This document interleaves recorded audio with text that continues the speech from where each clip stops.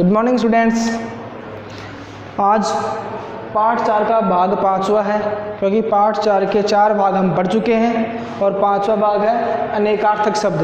अनेकार्थक शब्द का मतलब होता है एक शब्द के अनेक अर्थ। जैसे हमने एक शब्द के पर्यायवाची पढ़े थे ना, वैसे ये पर्यायवाची नहीं है, ये एक शब्द है, उसके अलग अलग अर्थ निकलते हैं। तो आइए देखते हैं। जैसे अंक जो शब्द है, अंक का अर्थ संख्या भी होता है, अंक का अर्थ गोद भी होता है, और अंक एक किसी नाटक का एक जो अंक होता है उसको भी बोलते हैं। आगे देखिए, अंबर, अंबर का मतलब आकाश भी होता है, अंबर का मतलब कपड़ा भी होता है। उत्तर, उत्तर हम जवाब को भी बोलते हैं, उत्तर एक दिशा को भी बोलते हैं। कर, कर हाथ को भी बोलते हैं। किरण और टैक्स, जो टैक्स होता है ना, इंग्लिश का वर्ड है टैक्स, जिसे हम कर बोलते हैं। आगे है कल, जिसका होता है चेन, मशीन, बीता हुआ दिन या आने वाला दिन। बीते हुए दिन को भी कल बोलते हैं, आने वाले दिन को भी कल बोलते हैं। काल, काल का होता है समय और मृत्यु। कुल, कुल का होता है वंश, सब और एक गोत्र भी होते हैं। गति, जिसका होता है चाल, दिशा और मोक्ष।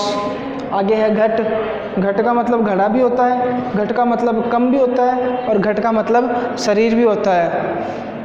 तो इस प्रकार अनेकार्थक शब्द का अर्थ होता है एक शब्द के अनेक अर्थ निकलते हो। आगे देखिए, गुरु, गुरु हम शिक्षक को भी बोलते हैं। गुरु का मतलब श्रेष्ठ भी होता है, गुरु का मतलब भारी भी होता है। घन, घन का मतलब बादल भी होता है, और हथौड़ा होता है, हथौड़ा लोहे का, जिसे भी हम घन, उसे भी घन बोलते हैं, हथौड़ा। आगे देखिए, चीर, चीर का मतलब वस्त्र होता है, चीर का मतलब रेखा, और चीर का मतलब चीरना। रेखा मतलब जो सीधी या तिरछी जो लाइन होती है ना, उसको बोलते हैं चीर।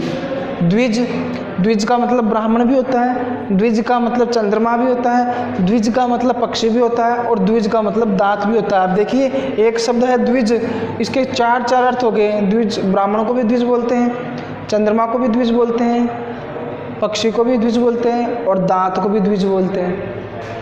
अंश, कंधा, कंधे को भी अंश बोलते हैं, और भाग, भाग को भी अंश बोलते हैं। अक्षर, ब्रह्मा, अक्षर का अर्थ ब्रह्मा भी होता है, वर्ण भी होता है। वर्ण मतलब जो हम पढ़ रहे हैं अक्षरों को, इनको तो वर्ण बोलते हैं। और एक होता है अविनाशी। आगे देखिए, अधर, अधर का मतलब नीचे होता है, अधर का मतलब होठ भी होता है। अधर और धरती व आकाश का जो बीच का सिरा है, उसे भी अधर बोलते हैं, जिसे हम क्षितिज भी बोलते हैं। धरती और आकाश के बीच, जहाँ हमें धरती और आकाश मिलती हुई दिखाई दे, उसे हम क्षितिज बोलते हैं, और धरती व आकाश के जो बीच का हिस्सा है, उसे हम अधर बोलते हैं। अर्थ, अर्थ का मतलब होता है धन, प्रयोजन, हेतु। यम, यम का मतलब शनि, यमराज, दमन और मृत्यु। राग, राग का अर्थ है प्रेम, लाल रंग और संगीत की एक आवाज़ होती है, उसे भी हम राग कहते हैं। आगे देखिए, वंश, जिसका गन्ना भी होता है, गन्ने को भी वंश बोलते हैं, बांस को भी बोलते हैं वंश, कुल को भी बोलते हैं वंश, और एक समूह होता है, उसको भी हम वंश बोलते हैं। वर, दुल्हे को भी वर बोलते हैं। वर का मतलब श्रेष्ठ भी होता है, वर का मतलब उत्तम भी होता है, और वर एक वरदान को भी बोलते हैं। आगे देखिए, आगे है सर, सर का मतलब होता है तालाब, तीर और पृथ्वी। नग, जिसका होता है पर्वत, वृक्ष और नगीना, नगीना का नगीना होता है ना, हीरा। आगे अज, जिसका होता है बकरा, और एक ब्रह्मा। मुद्रा, जिसका होता है सिक्का, जो अपनी मुद्रा है, भारत की मुद्रा है, सिक्का होता है वो।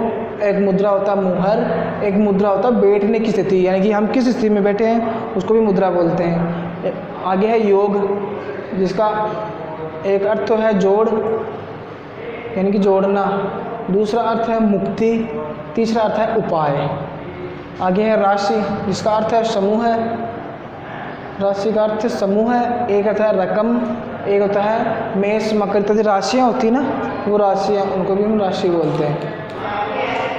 आगे देखिए वार, जिसका एक अर्थ होता है प्रहार करना, एक अर्थ होता है दिन, वार बोलते हैं ना, सोमवार मंगलवार दिन।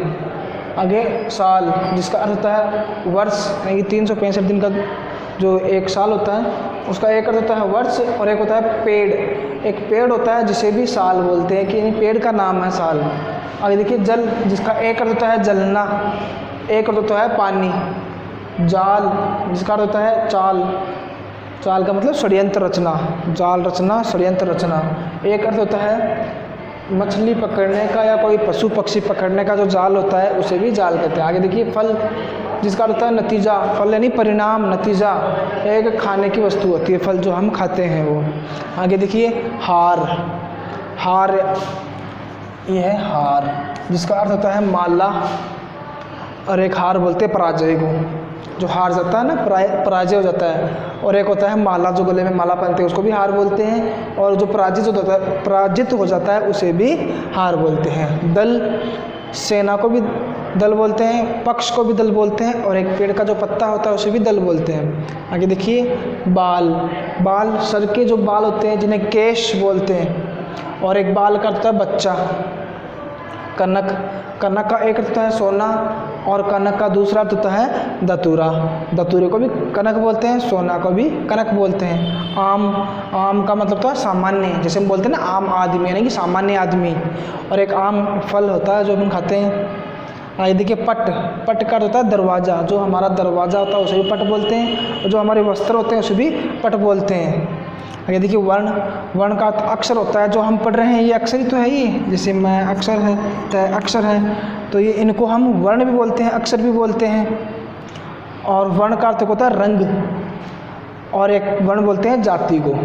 आगे देखिए मत, मत का मतलब राय, जैसे हम एक दूसरे को राय देते हैं अपनी राय, और दूसरा होता है निषेध, जैसे बोलते हैं ना कि यहाँ शराब पीना निषेध है, तो निषेध एक होता है निषेध यानी मना करना।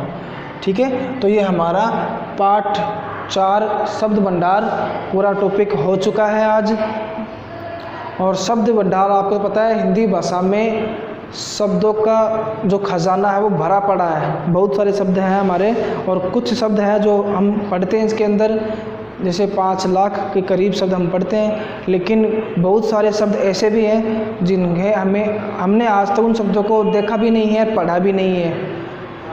ओके, धन्यवाद।